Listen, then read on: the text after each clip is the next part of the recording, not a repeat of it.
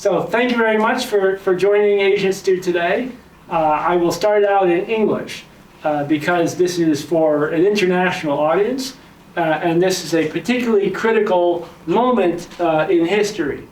I know you may not feel it around you in day-to-day life, but it's, I think, unprecedented, the level of institutional crisis what we face today. And the United Nations and the system around the United Nations, including Bretton Woods, including international treaties, arms control, basically the entire system which has kept us in a relative stability is falling apart very rapidly. So I want to talk, and I also want to talk about Japan's role. Not to say that Japan is unique among all countries, but I am in Japan and I have been impressed by the ability of Japanese to rise to the occasion. Okay, so we start with international treaties, which have become essential for international trade, for exchanges, and they're all basically coming apart very, very quickly, starting from the United States, but it's not by any means limited to the United States. At the same time, we have global organizations which have played a vital role for all the corruption that we find within them, and I want to talk a little bit about that in a historical context. I think perhaps most importantly, we've seen an enormous amount of opposition to international organizations like the United Nations, the World Bank, International Monetary Fund, and for that matter, UNICEF or other organizations. Some of the criticisms are entirely legitimate, but at the same time, there's been a tendency to criticize globalism and confuse that with the vision of internationalism. That say that we need to work together as one small world, granted the challenges that we face, and that we really have no choice but to create international organizations, like the United Nations. So let's go over the history very quickly, which you're perhaps all familiar with, but it's helpful to sort of go through it one more time. So in the 19th century, those who put together the global systems of treaties and agreements kept harping back in the Western tradition to the Treaty of Westphalia, which started to put together the basic building blocks, to say if nation states as the sovereign unit for international relations, territorial integrity, and the universal sort of standards for diplomacy and exchanges to avoid unnecessary conflicts.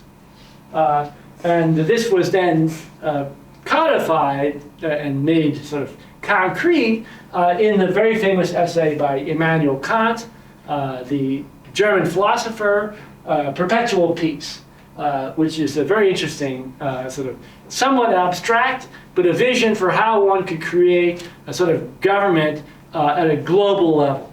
And it influenced all of the subsequent efforts to deal with international relations and global governance. Now, the Immanuel Kant's ideas and the Treaty of Westphalia really were interpreted in what we get today through the lens of 19th century imperialist order, largely Great Britain and the British Empire, but other France, Spain to some degree, and even the United States and Germany were involved in that. And they cut up the world. They tried to make an international system to legitimize it, but it was often a way of sort of using international rhetoric of treaties, maps, to legitimate their own conquest. That's a problem we still deal with today. The real efforts that were made to move international relations in a positive direction, which I think have incredible value today, they need to be revisited. The first was the Hague Conferences. 1899, 1907, and then finally 1914, although that one was ultimately canceled because of the First World War. And these conferences were unique in history. They brought together intellectuals, people of conceptual ideas about what international relations could be, with politicians and diplomats from major countries, and they tried to come up with some laws to limit the use of certain weapons, to have ideas about what the military could and could not do, and establish international cooperation in ways of avoiding conflict in disputes. And the Lieber Code was the core of this. Lieber Code is America's contribution to international relations.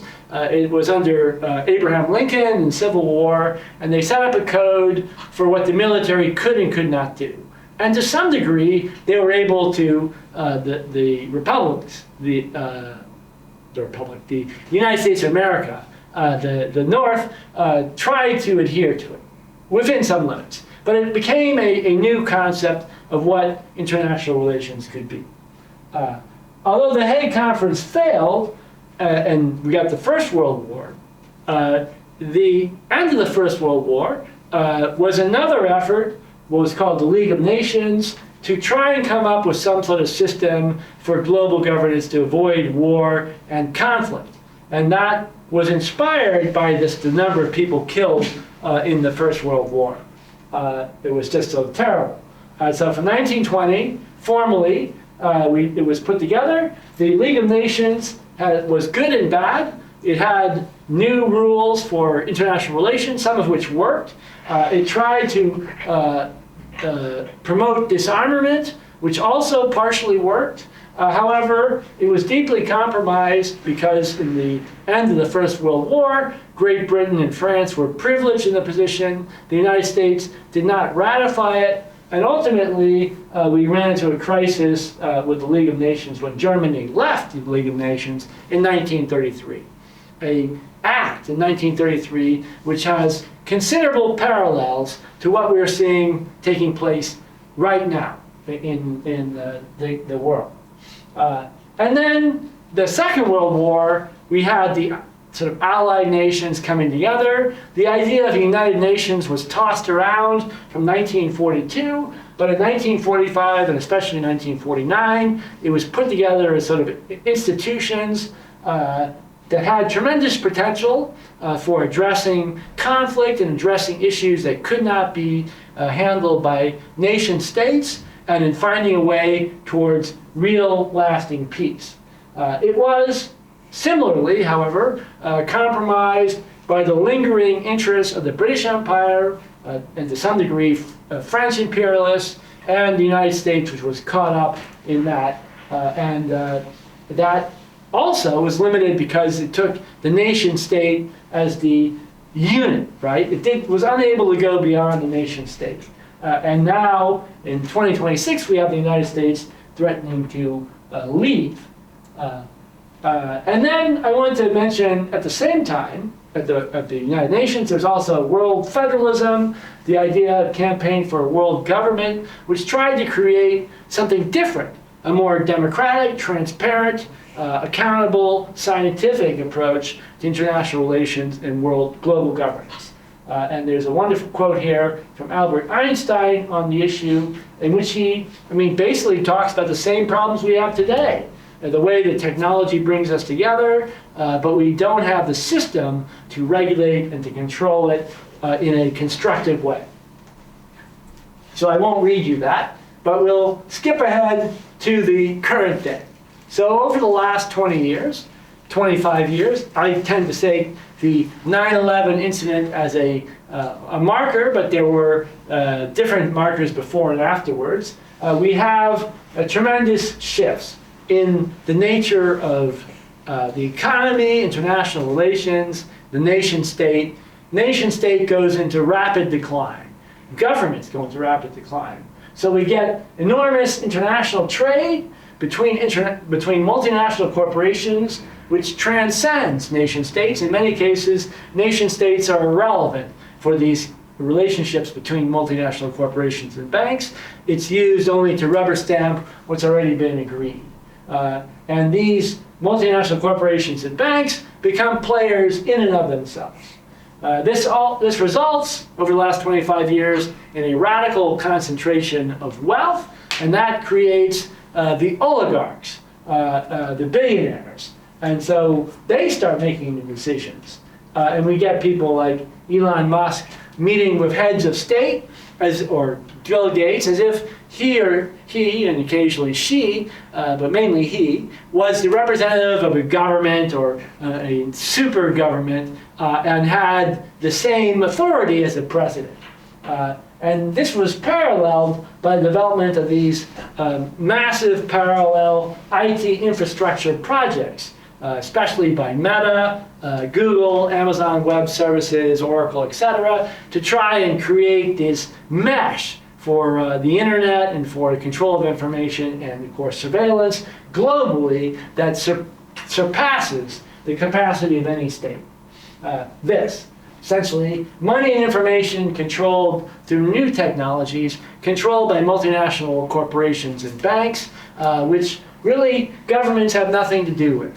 They may use the name of a government, but the decision-making is by these small groups. And so ultimately what happens is these multinational corporations form their own world government. And this is the critical part, because these multinational corporations have paid a lot of people to go out there and tell you, you should hate the government is bad, the globalists are bad, when we get rid of the government, we can have a free society and end this. But in fact, what is going on is that these multinational corporations have formed their own government, their own one world government, and the government is in fact being destroyed. It's becoming a sort of Potemkin village or a puppet show for you. And yet, most of the people who are lured into the anti-globalist movement are unable to understand that what exactly is taking place. At the same time, we have the massive corruption of the United Nations.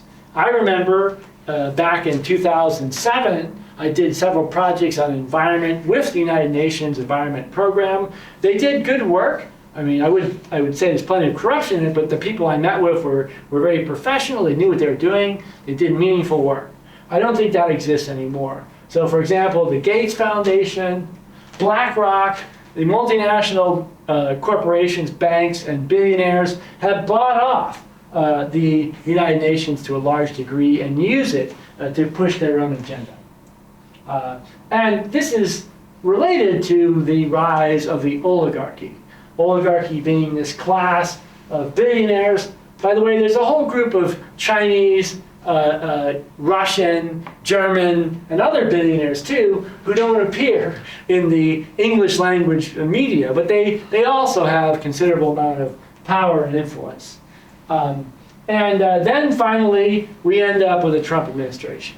Now the Trump administration has, its intention from the beginning was to use the excuse that there was corruption in global exchanges and international relations, the fight with the globalists, as an excuse to get rid of all international law, all treaties, and do away with the United Nations, etc. And most critically, to end arms control. This is actually going on right as we speak. Over the last 2 weeks, basically all arms control agreements with Russia, and for that matter with China, are no longer valid. So it's whoever can build the most weapons possible. And that's, of course, accompanied by the effort to massively increase military spending. The United States, the Trump administration has proposed to go from $1 trillion to $1.5 trillion for the military budget. Something you can only possibly want to do if you have a total war. The only way you can possibly justify that sort of budget. And so then we get, just like with Germany in 1933, a concerted effort to pull the United States out of the United Nations. And the Trump clan, with these various corrupt figures in the Trump administration, with Donald Trump as chairman for life, had established the Board of Peace to redevelop Gaza, but it's also considering Greenland and other projects. Its main purpose is to have the whole world run by multinational corporations, no government at all. And that's where we are now. The idea is based to some degree on the writings of Curtis Yarvin, who wrote a book called Patchwork. This is a concept of how global governance can be carried out by multinational corporations without any government at all, without any accountability. And Peter Thiel, who is the CEO of Palantir, the major private intelligence corporation, and for that matter, information in general, was the main person who promoted the ideas of Curtis Yarvin. So what do we do? Well, I can't really tell you what to do. I can only tell you they're problematic and some idea of direction. But I would say first, the most important is to distinguish between globalism, the idea that somehow multinational corporations, through free trade and the pursuit of profit and investment, can somehow bring peace and stability to the world. Globalism is a total failure. Internationalism, however, the idea that you can create international structures to promote peace and to counter the tremendous power of multinational banks and corporations, is something which has to be considered quite seriously. And that would require reinventing the United Nations, which we can discuss later. We have to be serious about the breakdown of the nation state, the way in which multinational investment banks, private equity, like BlackRock, now dwarf nation states, and the effort is being made, starting with the United States, to essentially fire everyone within government and replace them with corporations. And that corporations, a very small number of people, because corporations also are firing all their staff, replacing them with AI, or for that matter, robots and drones. And then finally, we really need to think about scientific decision-making. Not technology, but scientific, in a rational, scientific manner, and global governance systems which are democratic and transparent in nature, and they're not driven by profit. This can be done. It's been done before, but to do it now requires us to rethink a lot of things. So we have a default global government which is run by corporations. We need desperately to find ways to limit arms, because we're racing towards a world war as we speak, to prevent war in a systemic, strategic, long-term sense, come up with alternative strategies for global governance, for relationships between countries, and to address some of the major crises, particularly the destruction of the climate, the destruction of the seas, the collapse of biodiversity, and long-term climate change, which will be catastrophic for humanity. And we need to coordinate globally to respond to these. So finally, Japan. Japan is the home to the United States University now. It's clear that the United States is not interested under the Trump administration, and I think that no Democratic Party is capable of coming back and taking control of the United States at this point of institutional decay. So the United States is not going to take the United Nations seriously. I think it will leave, whether formally or informally, any sort of real role. And there's an opportunity for Japan, other countries obviously, but Japan specifically, being in Japan at this moment, to bring the United Nations here. And finally, in my recent sort of article on this subject, I suggested that Okinawa, as the space between China and Japan, which has been contested, is now being militarized, that if we made it the center for the new United Nations system, with a new headquarters there, that this could transform Okinawa to play a role like it did in the 18th and early 19th centuries of creating peace and economic and cultural exchange between China and Japan, which Okinawa did with remarkable sophistication. So that's my presentation in English. and I wanted to give the sort of general outlines of what the challenges are. I want to stress in closing that the issues are quite serious. This is not something we can just sit around and say, well, in 10 years, we'll think about this question of how to find peace. If we follow the current trajectory for the massive increases in the military budgets in the United States, but in Japan, after the election, my guess is that at least a 5%, maybe a 10% increase in military spending will be demanded, that this will create a system that even if nobody wants war, they will be drawn into it inevitably by certain contradictions within economic systems. And that is why we need some form of relevant global governance, some sort of immediate form of global governance, not for globalism and enriching the billionaires, but to represent ordinary people and find a way to live together and to overcome this catastrophic trend that we see before us today.